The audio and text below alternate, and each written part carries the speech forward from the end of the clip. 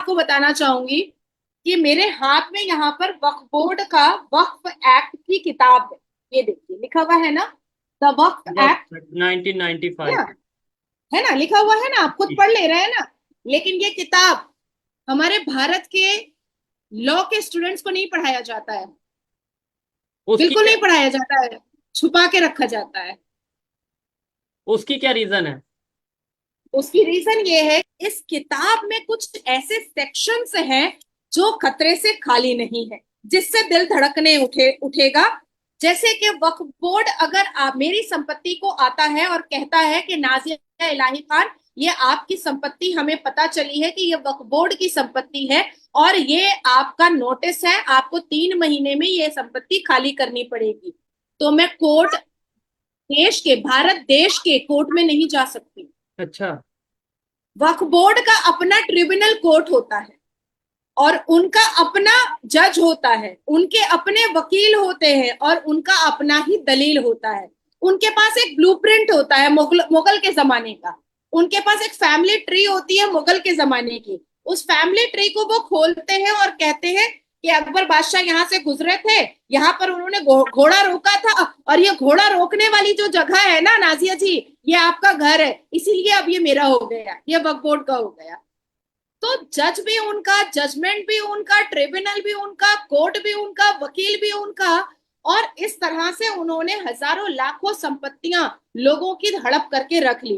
अब कुछ मिसालें मैं आपको दे देना चाहती हूँ जो आपको समझ में आएगा कि मैं गलत नहीं बोल रही। तमिलनाडु, तमिलनाडु का एक किसान था, 2021 की घटना है। तमिलनाडु का एक किसान था जिसने, जो अपने खेत को बेचना चाहता था और वो बेचारा रजिस्ट्रार के पास गया और उसने कहा कि मुझे खेत बेचना है, अपनी बेटी की शादी करनी है।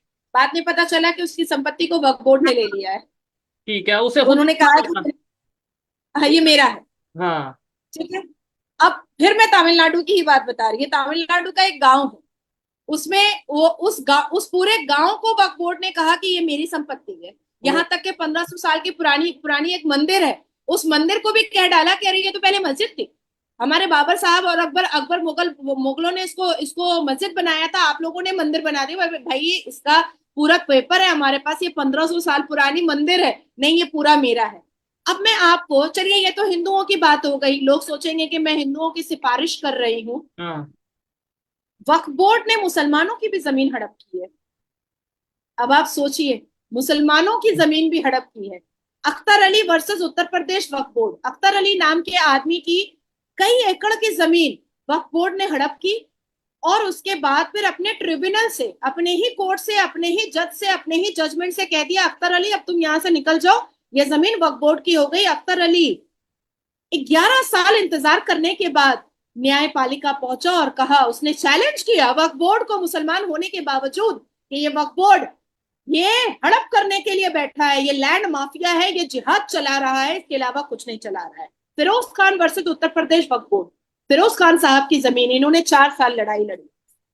ठीक है। अब इसके बाद आती है अनीस आयशा। मैं सबके जजमेंट को लेकर के अच्छा, बैठी हूँ, ये ये कोर्ट नाजिया के जी, जजमेंट को। ये वक्फ बोर्ड पूरे इंडिया में का एक मतलब वो बोर्ड है, या हर एक स्टेट का अपना अपना अलहदा से वक्फ बोर्ड होता है? ये मुझे थोड़ा सा क्लियर करिएगा, क्योंकि ऐसा होता है ना कि किसी स्टेट में कोई गवर्नमेंट, किसी स्टेट में कोई गवर्नमेंट, तो वक्फ बोर्ड भी फिर उस हिसाब से, या पूरे इंडिया का एक वक्फ बोर्ड है, फिर आगे उसने अपने ऑफिस या जो भी एक।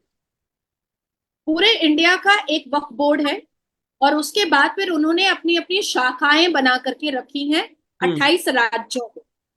ऐसे ये कहते हैं, चिल्लाते हैं कि हम मुसलमान 20 करोड़ की आबादी में, पर शिया वक्फ बोर्ड अलग है और सुन्नी वक्फ बोर्ड अलग। अच्छा। ठीक है।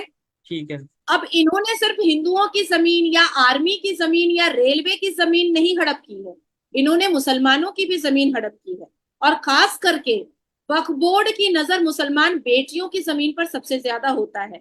जैसे ए अनीस आयशा, इन्होंने बहुत लंबी लड़ाई लड़ी है वक्फ बोर्ड के खिलाफ। ए हसना, इन्होंने बहुत लंबी लड़ाई लड़ी है वक्फ बोर्ड के खिलाफ। निजहत यास्मीन, इन्होंने बहुत लंबी लड़ाई लड़ी है वक्फ बोर्ड के खिलाफ।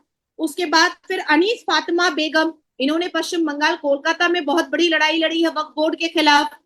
उसके बाद फिर सलमान खान, ये हैं आपके तमिलनाडु के, इन्होंने बहुत बड़ी, 2023 में इनको जजमेंट मिला है इनके फैसले पर, इन्होंने बहुत बड़ी लड़ाई लड़ी है वक्फ बोर्ड के खिलाफ। शहनाज परवीन वर्सेस मध्य प्रदेश वक्फ बोर्ड, इन्होंने वक्फ बोर्ड के खिलाफ बहुत लंबी लड़ाई लड़ी है कि इनकी जमीन को हड़प कर लिया गया है। वक्फ बोर्ड की कुरीतियां अभी आप सुनेंगे तो आपकी आंखें फट जाएंगी। वक्फ बोर्ड, इलाहाबाद हाई कोर्ट के अंदर एक मस्जिद थी, बहुत पुरानी मस्जिद थी, वहां पर जो मुसलमान वकील होते थे वो नमाज पढ़ने के लिए जाते थे।